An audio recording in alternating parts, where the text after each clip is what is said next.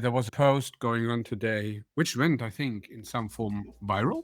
And the idea behind that was that Next.js is broken. So this is how I understood it. So it's basically like numbers, 80%, it's not functioning, these kind of things.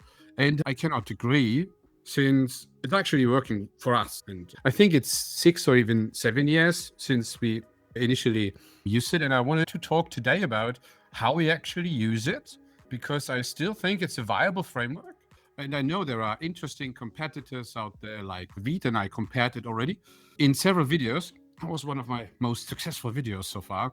They are very different in what they do. So Next.js is in general a framework, while Vite is more helping you to build and bundle your app so that you actually can use it. Next.js is opinionated, while Vite is not opinionated. So you have much more control. The problem with control is liability, accountability, responsibility. The more control you have, the more responsibility you have in the same moment. And that means that over a longer period of time, let's say several years, you need to make sure that everything you do is actually working long term. And that is not the most easiest thing you can do. If you already have problem with the complexity of Next.js, then I personally think that it is not the very best thing to say, yeah, we try to avoid Next.js to save complexity and build everything ourselves. So that works in the very beginning when you scaffold your first prototype, your MVP, you build a little bit on the app. But as soon as your app grows, you start with something like 10K log of code, maybe for the first draft. Then you go to 30, 50, 80, 100, on some point in time, 200,000 lines of code. And on that point of time, you probably have a lot of specific things already built in. The more you do yourself, the less likely it is that it actually follows rules over time. It's a little bit like you have multiple persons in a team working in different directions, or maybe you have different generations of teams. The initial person who set it up in the first year isn't there anymore, and you go into the next year, another one is coming in. I mean, different opinions how to implement things, and there is a new major version of Vite coming out, and these kind of things. You have these new ideas then inside, and those new ideas shift the original idea, and that's a problem. So it can be useful, but if you really cannot orchestrate that, and in my opinion, most companies have issues with that, because the more people you have and the less effective the tech leadership is, the more problems you will have there, and it will go wrong at some point in time. In fact, a Vite code base is CRA code base, every code base where you have more fine granularity of what you do will eventually become more complex than one with guardrails. So when you have, for example, Next.js, and you are a developer who was working on Next.js in one company, it is very likely that you quickly get into the pattern of the other company, as long as they didn't misuse Next.js in a way. That is the advantage. But it is not only about advantages. I think that Vite is a very good idea for many apps. And if you have a very good, let's say, tech culture, it might be the better choice, especially when you're not relying so much on SSR and these kind of things, and you probably go for client-side rendering a lot, web apps and these kind of things, and you rely on 10-stack query or React query or those kind of things, then Vite might even be the better thing to go with. It's more modern, and at least the idea of how to build things, ES modules, a little bit more modern, trade-offs as well. So not everything in ES modules is actually better than it is with things like Webpack. But it is always about those trade-offs. So the most important thing, and that is where we're coming slowly to the topic of today, is that you need to make sure that you make the right decisions. Because what you actually not do is big migrations when you are in, which means that the time to decide your tech stack is in the beginning. Even though you don't like your tech stack later, it's very hard to revert that decision, because everything you have built, all your tests, all your quality, all your everything is tied at least to some point to this non-agnostic ways of the stuff you use in that moment. And if you do that wrong, you will have the problem that you will be stuck, right? To make sure you don't feel stuck, you must be at least happy with what you have, to a degree that you can focus on what is most important when we build software, which is the value in the end, right? So if the software we build doesn't bring value, we don't build it for much long, right? So it is probably that companies get broke because of that. Many startups fail because they run out of money, because their value is actually not met, the market fit is not met. Those kind of things are actually more important than focusing on those kind of things. So you can always fix your tech stacks. And the idea is to not go with something which is way too exotic. So Next.js is a good example. Next.js is not exotic, it is opinionated. So it is pretty clear how it will look like in 2 or 3 years. It was the same with App Router when we had Pages Router. You have those timeframes when you can make decisions, right? Where you can adjust your strategy, or in worst case scenarios, plan a migration to something. But I don't believe in those very much. Avoid migrations. That is what I can say, because they actually don't bring you any value. So if you get stuck, it was a problem in the planning in the beginning. That can happen, of course, and you need to go through, spend the time in the beginning, set up your requirements correctly, set up your non-functional requirements, aka NFRs or qualities. Those are extremely important. What do you want to achieve with that framework? It is not about what is my personal preference. It doesn't matter what my preference is.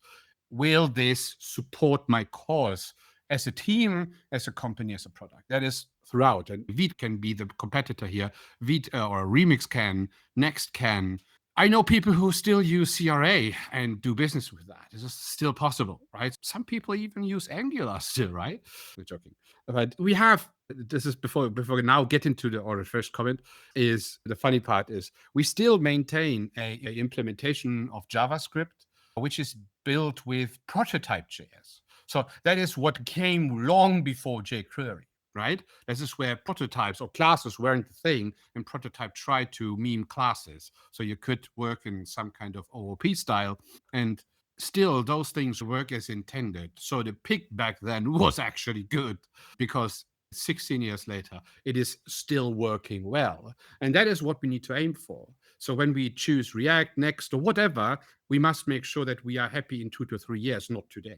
So today is not that important. Okay, good. So we have a comment. So what were the biggest technical limitations in Vite that prevented you from considering migration seriously? That's a good question. So I think that what I really disliked was the idea that it wasn't part of my strategy or our strategy. So we said we want to go with a framework, as well as we went with a framework on the backend side, the NestJS in this case. And it should run or follow the idea that we can focus on what we can do best, which is developing software, but not necessarily the foundation. So we want to have something which takes care of the foundation.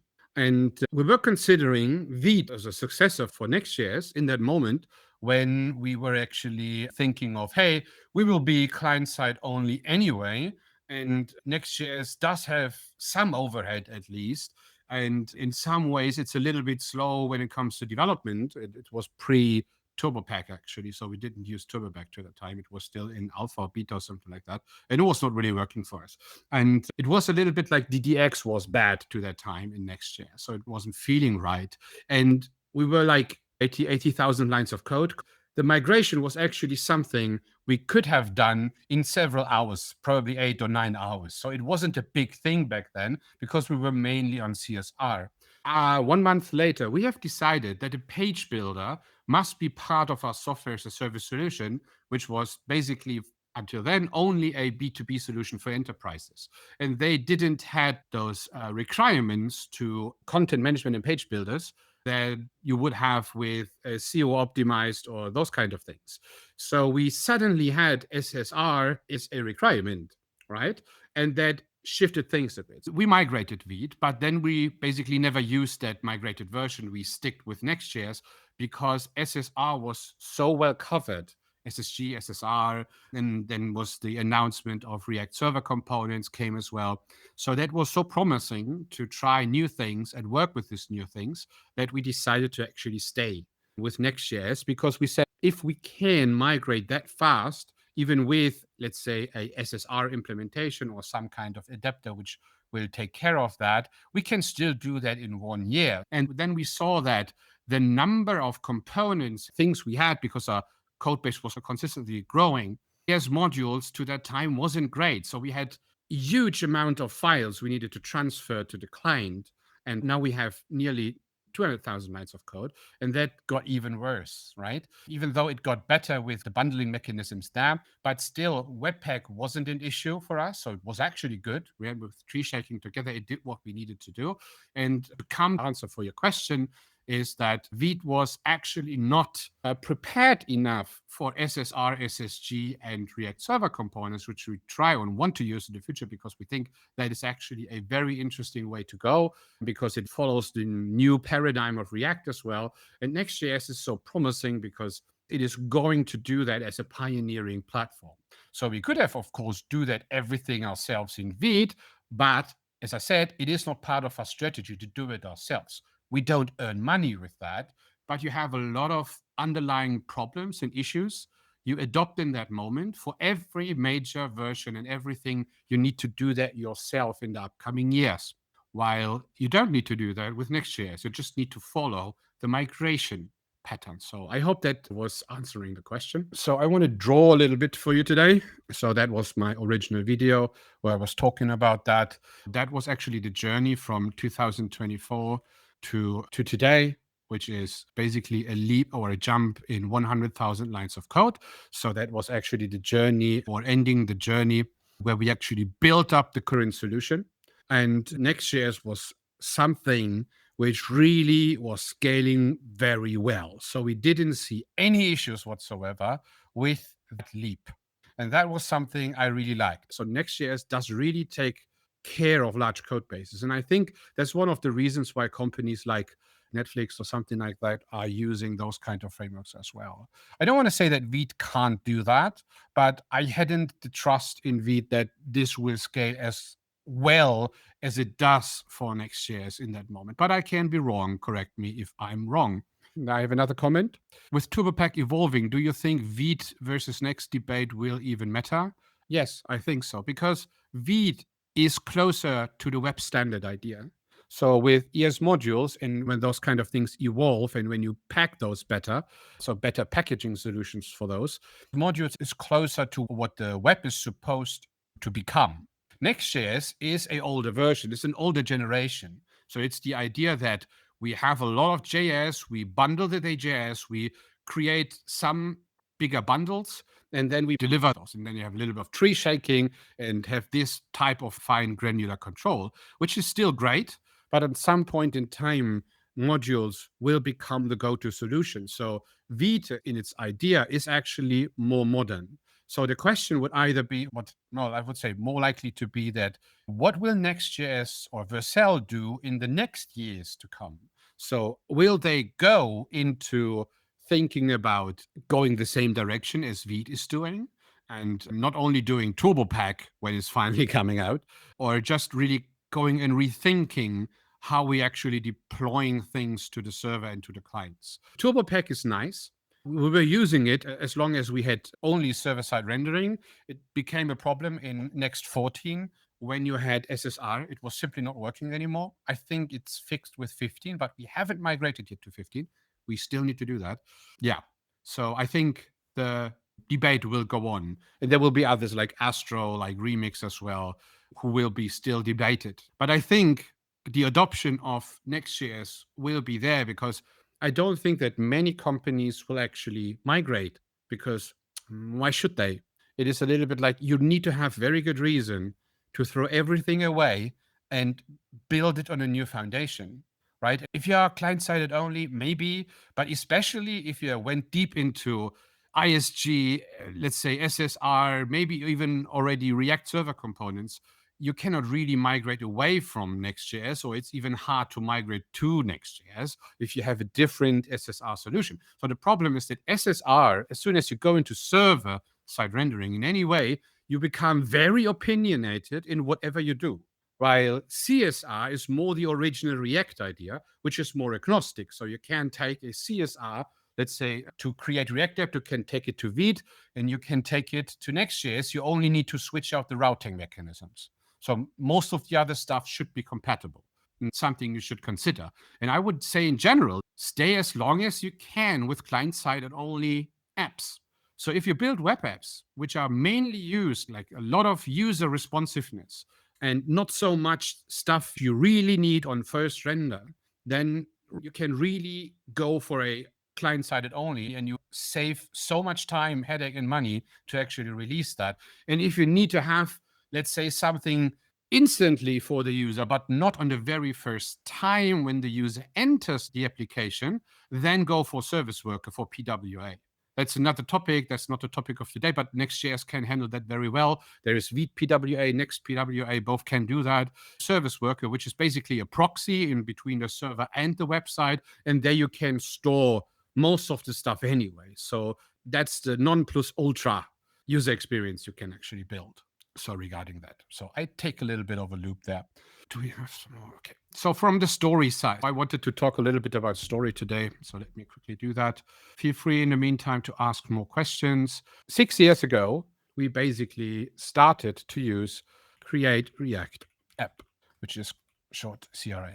If anyone doesn't know what that is, let me quickly know I can explain it. This basically is the stuff most people were using when React started, but no details yet. So we started with that one and we used that one. To that time, it was something valuable because we could start to build with React. Was it great? No, it wasn't a great experience. We built it up and we had basically that plus the backend version was a manual Express server. We had a backend front end. We were always splitting those backend idea and front end idea. We had a REST API in between those both worlds. That is how we started. That is how we built a first version of another app, which we are still using today. But we threw that tech stack away. Pretty early in the development, a developer came to us back then and said, hey, there's something new on the market, which is totally great. The funny part was, I was hating the idea because, hey, we have just built up that one. React was a new thing for us in that time. It was already like really challenging to move everything from a old prototype over to React. And then we are finally there to have something running. And then someone comes and says, hey, we have that Next.js thing here, and it does have an Express server in it. So we basically have one solution which can be everything. The full stack idea was the first time pitched to me. And then with the seniors, we basically went over that and we discussed that. We gave it a chance, and Next.js made it. Actually, we decided to, that's actually a good idea. That was the moment when we started to rethink CSS as well for the first time, where we went with emotion CSS styled components, which I didn't like and don't like until today. We don't use them anymore, but that was the thing. So Next.js was a little bit like a developer pitch site, but I was totally against the idea of Express.js. And then shortly after, we built it up, but basically said that we still have a REST API in between our dedicated Express and Next.js. Because one thing was very clear from the beginning was that Next.js was not a backend solution for us. Because we came from the PHP era, so maybe that could be an interesting thing here in the past. That was the past. And we had PHP era where we had several different patterns used, like Zen Framework 1.12 plus 2. We had Symfony, and we had custom implementation, right? Plus custom. And that custom implementations were the biggest issue. So it felt like the idea suddenly is again that the front end and the back end is the same thing, which was in PHP so prominent, and we tried to get away from that. So we basically decided to say that is the way to go. The first time we said, okay, we are convinced Next.js is a good thing. It seems to be the market leader. It seems to be the rising star. Vercel seems to be a promising company. There's the NextConf. All these kind of things were great. That was the moment when we actually implemented or found out that Express.js is nothing you want to really scale with because our complexity went up real quick.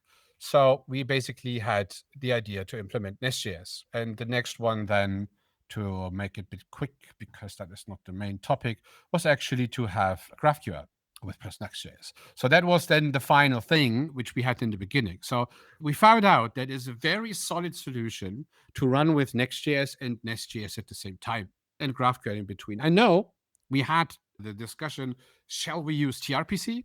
So tRPC was a thing which didn't make it because so many people said, no, let's go with GraphQL. It's more agnostic. The idea to tightly couple front end and back end was, again, something we tried to avoid to that time, because We had multiple front ends planned as well. So multiple versions, like an app version, landing pages, micro pages. And we said this might be the better idea to go with GraphQL. To that time, we basically went on with that stack. That was basically the final step. So I would call it the final step because everything, I think that was 3 or 4 years ago, something around that. And from that on, the stack has never changed again. We made additions like React query, tensor query later on. We added recoil state management. We added later on, which then replaced recoil because recoil was one of those things which was already dead when we implemented it. Was a mistake actually, and Zustand was the better version. But all in all, the stack stayed the same. Mainly to that time, we were basically, I could note that here, we were basically CSR only, which means that we didn't use Node to run Next.js. In development, of course, but not in production.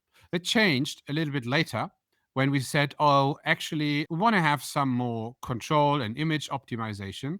So we changed that. And we were basically, we call it hybrid. We had some SSG, CSR, and SSR in it, and it basically ran as a Node version. So that's the way how it's changed. And that is basically what we're still doing today. And since that came together, that was one of those reasons why we never switched to Vite. Those markers are green now. So they are green because that was a time where we actually never had real problems with our tech stack. So we were extending it. We had new ideas and we tried to find our final pattern, which we want to use as a team for that product. Actually, for 2 products, we still maintain 2 products with that stack. And we migrated a old tech stack with a federator pattern, a Strangler Fig pattern as well, to use the very same thing there as well, but it's way smaller than the other ones. So we have 3 big applications running, and Next.js never disappointed us. So it was, of course, new when we had SSG and SSR in it, because that was something new for us. But our rule was to basically try to avoid it wherever we can. Because, as I said in the beginning, a CSR only app is agnostic, while an SSR app isn't. SSR is very tightly coupled into the idea of how Next.js or even Vercel is running that stuff, right? So if Vercel wants to change something in their offering of serverless functionality or functions or something like that, they will maybe change Next.js, let's say server functions, those kinds, in towards that direction. That is the opinionated idea behind that. And that is a downside of that stuff. So that is where the original author of the post today, where we were discussing so much, I agree on that point. That is something which you need to understand when you make your decisions there. It's not bad, but it's something you need to understand. But as long as the majority of your application stays CSR, which is mostly possible as long as you are in typical agency work, where you only build landing pages, right? But as soon as we talk about web apps, the CSR SBA way is actually quite good. Then if you have a web app where you basically do everything server-sided, you might not have understood the architecture behind that 100%. I would recommend to rethink that because in most cases it's simply not necessary, and it basically pushes you more and more into the hands of the current solution you use. And even if you use Vite, you probably have built something upon Vite that is working, and you basically tie yourself to that solution. So, in order to stay agnostic, which is a very important quality over time to keep in your software development company, try to be SBA first and then go with SSR where you actually need it. So, for me, SSR is a form of optimization. It came very late in the game, and it's actually not the most native thing in web. So, just try to avoid that. And today, we are soon to release we call it page bar, cloud bar, and print bar, 3 solutions and 3 client segments, where we basically release that one. And Next.js, NestJS, what we see here, even GraphQL, never was an issue. And we will continue to talk about that on Thursday. So I invite my business colleague as well. He will talk more about the NestJS stuff because this is his territory. I understand the frustration that people dislike the idea of Next.js because it's so opinionated. You install it the first time. There's so much going on. You can't change a lot because it's opinionated framework. It's a meta framework, the framework itself. So if you could accept that, is it still a problem for you? Or do you simply want to do that because you have a very specific idea in mind how you want to do things. And when you have that and you cannot live otherwise, I wouldn't go with Next.js. But this is then something you need to decide up front and not later on. So I didn't find one single reason to actually migrate a existing 180,000 lines of code application to Vite. That is my final verdict. I don't see an advantage. The app won't be running faster. The development is on parts, maybe a little faster in Vite, but actually, who cares? So it is not that kind of wow. No, that's I'm a business person primarily and a developer. So waiting half a second more for a hot module replacement is not an issue. It is not. So it's nice to have. It's nerdy. It's cool, but it's not a reason to migrate anything anywhere. Would I start today with Vite if I would start again? And I think we have discussed that internally very often. And there would be a large chance that we would start with, but we needed to take a look into the idea of how we can actually take the SSR components and build them to our advantage and really take a look, does it really help us? Because through the next years, because we know that Next.js will carry us, I would say through the next 3 to 5 years. That is what I genuinely think. It will even keep up in compatibility the pages router. We still use the pages router because it is in fact faster for CSR applications than the app router is. There is no round trip, right? And those kind of decision-making processes actually are good. So if I know that the company takes care of longevity and compatibility long term, I like that. Behind Vite is not really a company idea. It's more like the open source idea of a single person and maybe a group of persons, but it is a different thing. So Vite, you are responsible for yourself. Do I really want to have this responsibility? So I can't give you a definitive answer right now, but I would say that we probably would discuss that and come to some form of conclusion, and it would be some heavy discussion, I think. But there would be a very good chance that we would just say, let's stick with Next.js because we know it works. And even if not, we run it in a way that we could migrate in 3 years from now. So we can do both. Or even if there's something new on the horizon where we want to migrate to, maybe something on a platform, a different platform like Bun or something like that, could be an interesting alternative as well. Let's take a look into that one. But right now, I'm more interested what will happen with React server components, TurboPack, those kind of things, because I want to finally see those things in action, how they actually improve those kind of things, because the ideas behind those techniques are very good. So very good ideas, in my opinion, because that is finally something which React actually should do, not becoming, as I said in the beginning, the PHP idea to match things up, but have a clear idea what is responsible for what inside the front end area, and not mixing too much the idea of I have a backend, which isn't a backend, which is basically a backend for front end architecture, the Node part of Next.js, and it shall only support what you want to render. It is not your real backend. And if you see that differently, it's your thing. I'm 100% on that side that backend is a separate thing. And React server components actually help you there because they only focus on the front end side. That's the nice part about that one. And you fetch the data from somewhere else and basically aggregate that into that component. So we came that far. That would be the decision thing we were going to do. Yeah, that is the story. So if you have some more questions, let me know. Otherwise, that was a spontaneous stream today. I would recommend to take a look into the thread of today. You can find on my profile where we were discussing that, because I personally think that is a valuable discussion. And I don't want to blame anyone because those frustration thoughts are there, because that's something I haven't handled. So why have we never used Vercel? We have never used Vercel because the opinionated idea in a framework is okay, but not as soon as it gets to infrastructure. I hate nothing more than opinionated infrastructure. I can't stand the idea of serverless. I simply cannot, because there is no value in serverless for most people out there. Because what is serverless? So serverless is the idea that obviously you have server there, but you don't care about those anymore. So it will basically, your code will be spawned on some virtual instance and dies when it's not needed anymore. That's the serverless idea, which AWS made prominent, and Vercel took it and said that all your node functions will become serverless functions. So that seems to be a good idea, especially in boot camps, advertised as something you should do in order to become a full stack engineer, which is a bad idea. Why? Because it's always said that the overhead is so low because you just have your function and you are good to go. I disagree there, because the actual overhead of running Docker is so low these days that this is actually not the topic anymore. If you really go, let's say, the idea of, hey, I want to do that for 3 years now, for 5 years, for 10 years, then Docker won't become a more complicated thing, or the orchestration of Docker. May it be Docker Swarm, may it be DigitalOcean App Platform or Kubernetes Managed or whatever. There are multiple ways how you can run containers, right?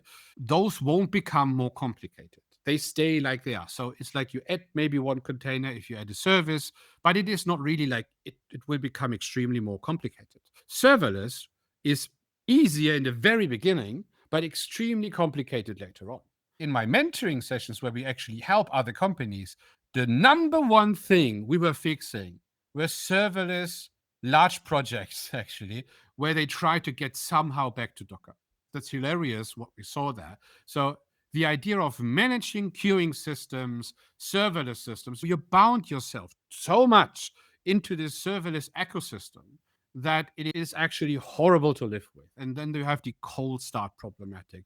You try to do then this hot start thing, where I think myself, when you are already in that place, when you try to somehow create artificial hot start things where your serverless functions are always up, then please go to Docker or something similar, to some container solution, because that is what you actually do there anyway. Save yourself the time. Most of the companies don't scale that they actually need this infinite scalability of serverless. Docker is the better way to go. And if you have something where you really need to have maybe some serverless function, you can always combine that, but don't build your very basic infrastructure on serverless, because that is everything but agnostic and everything but simple. It is just simple on day one, but not later on.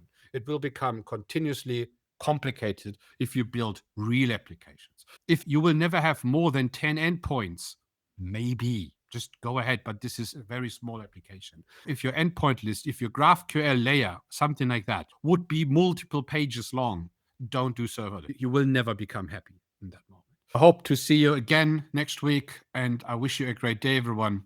See you next time. Goodbye.